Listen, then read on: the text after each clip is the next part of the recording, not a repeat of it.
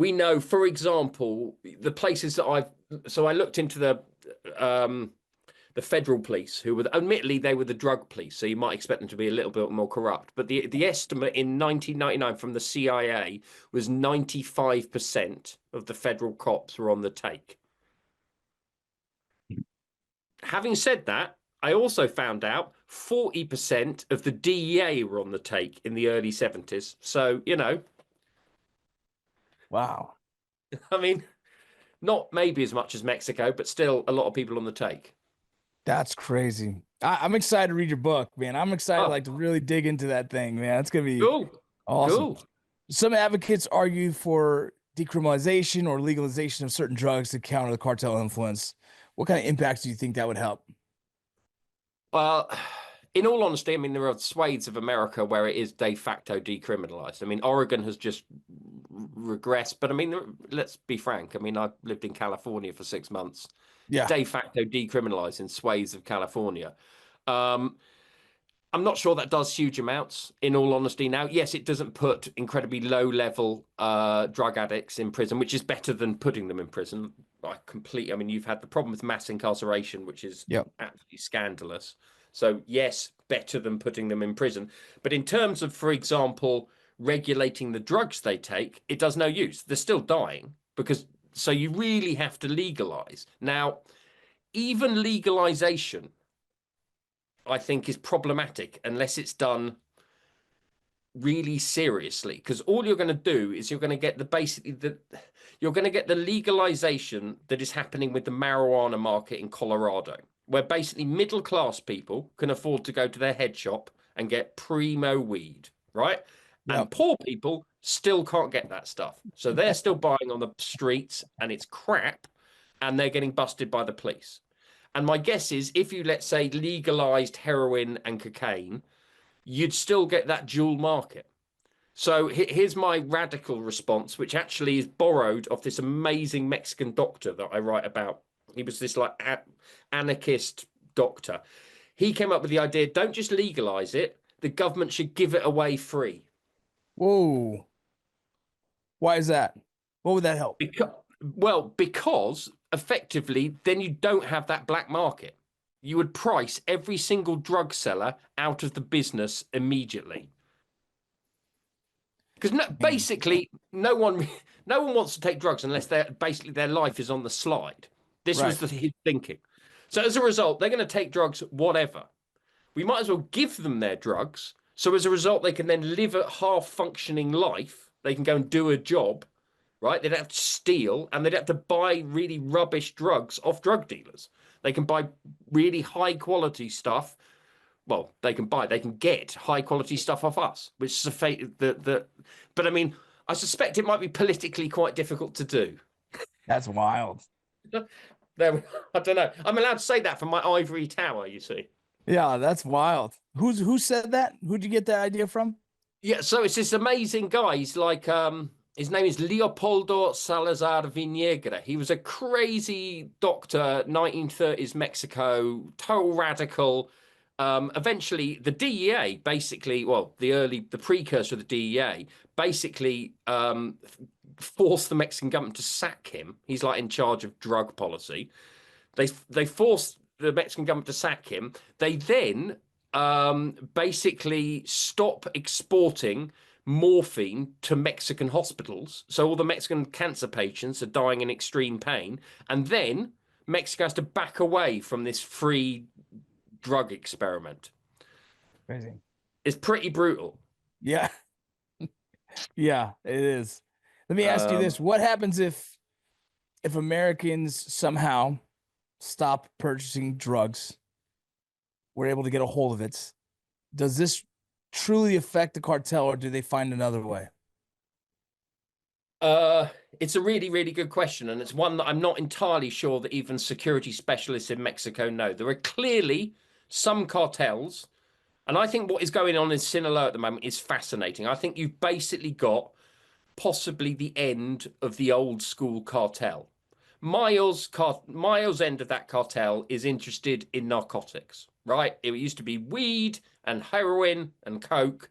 Now maybe it's fentanyl, but he basically isn't involved hugely in extortion.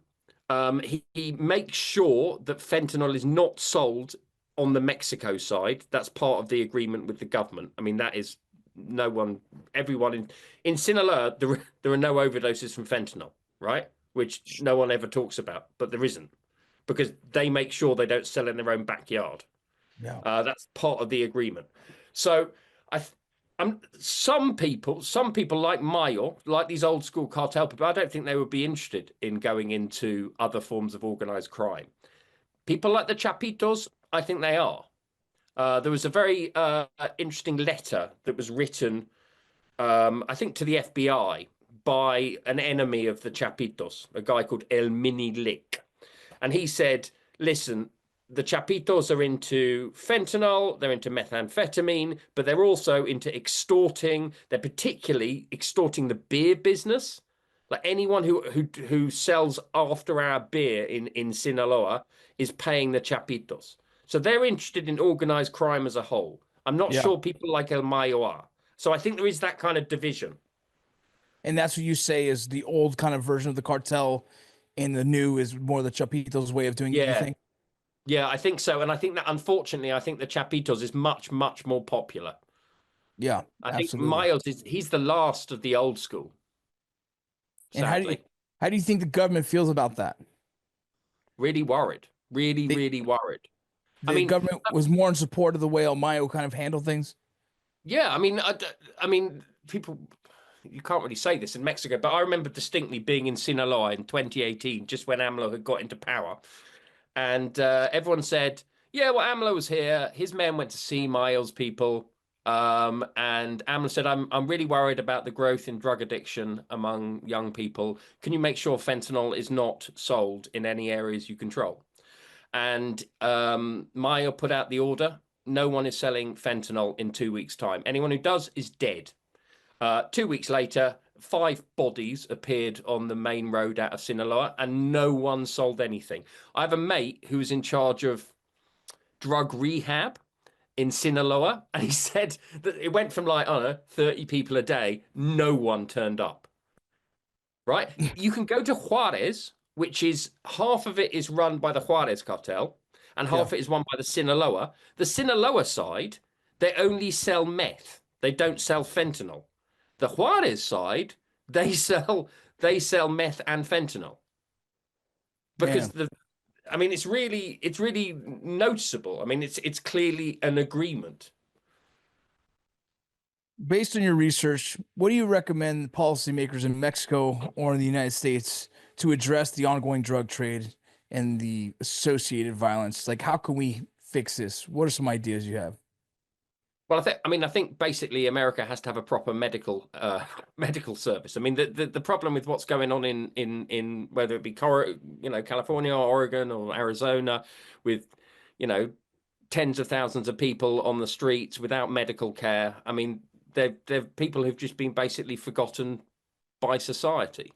Yeah. Um, and unless you kind of try to include them in housing programs, medical programs, psychological care, and it will be expensive and it might not look very pretty, right? And there'll be lots of talk of welfare queens, blah blah blah, but in actual fact, that's the only way to sort it out. You'd have to kind of throw money at that kind of thing. In terms of Mexico itself, the thing that I always kind of come back to is they've got to sort out their judicial system. It's a judicial system where 93% of serious crimes are never reported, and only 1.1% of serious crimes are ever solved. You can't run a country like that. That's the core problem. And unless you basically stop letting criminals off and stop having and basically don't have a functioning judicial system, then I don't see any hope really. You've got to put people in jail at every level Yeah. and There's keep got to them be in jail. consequences to actions, or else then it's almost total anarchy. Yeah, I mean that's it. I mean, in all honesty, if you murder somebody in Mexico, you'll probably get away with it. Sadly, Jesus. depressingly. Yeah, I mean, so what? I think the impunity rate. So in Britain, it's about 60 or 70% of murderers get caught. I think it's probably the same in the United States. It's 1% in Mexico.